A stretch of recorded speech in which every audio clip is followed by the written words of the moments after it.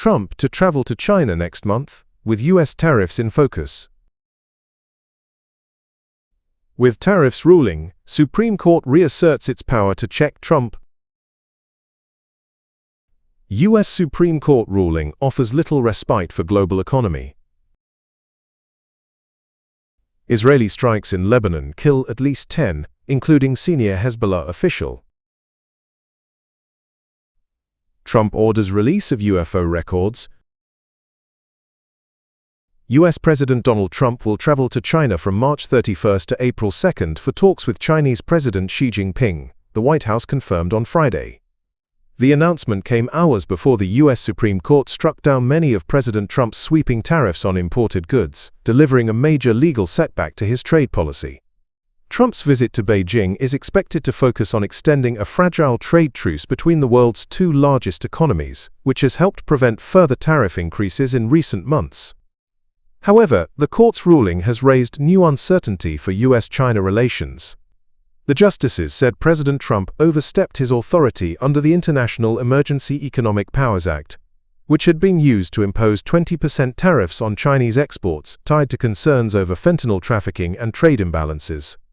Other tariffs on Chinese goods, imposed under separate trade laws known as Section 301 and Section 232, will remain in effect. President Trump said it was unclear which tariffs he may reinstate, but announced plans to introduce a new 10% global tariff for 150 days. After largely backing President Donald Trump in a series of major cases over the past year, the U.S. Supreme Court has delivered a decisive setback to his second-term agenda.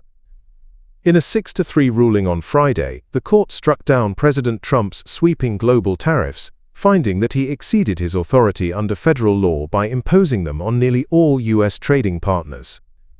The decision, written by Chief Justice John Roberts, clearly rejected the administration's legal argument and immediately invalidated the tariffs.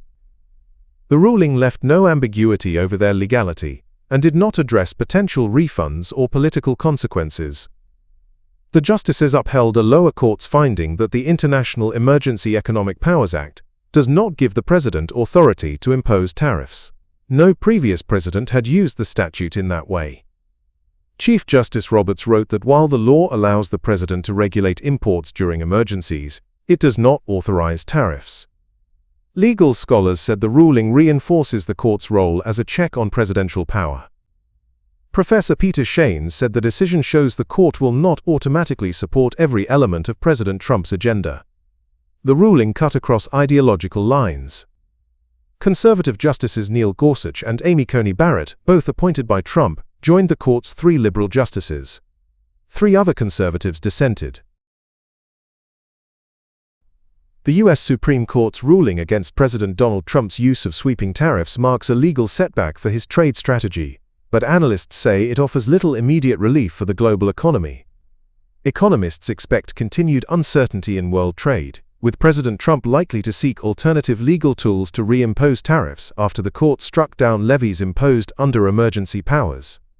Key questions remain unresolved, including whether tariffs already collected will be refunded, what new duties may be introduced, and whether countries that struck deals with the United States to soften the impact of earlier tariffs will seek to reopen negotiations.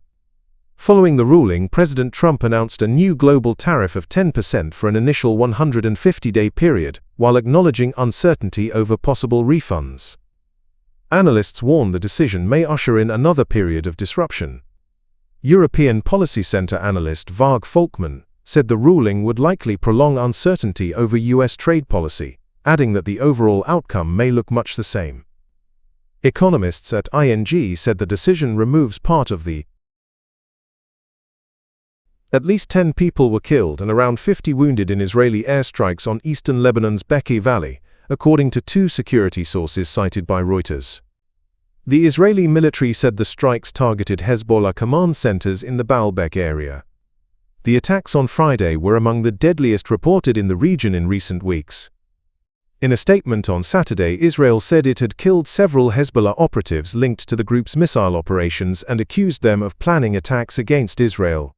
Security sources said a senior Hezbollah official was among those killed. Hezbollah has not commented.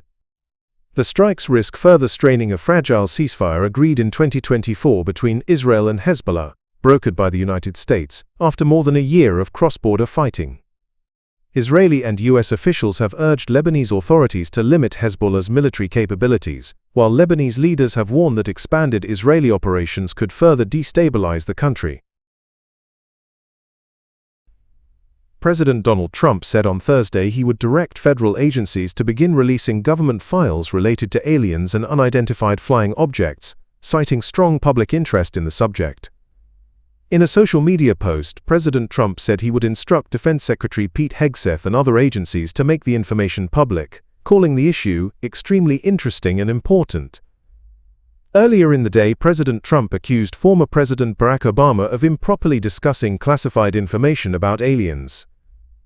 Trump made the claim without providing evidence and said Obama had disclosed information he was not authorized to release.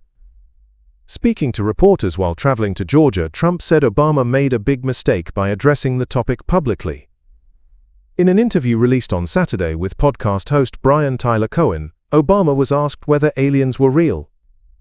Obama did not confirm the existence of extraterrestrial life, and has previously said there is no evidence of alien visitors to Earth.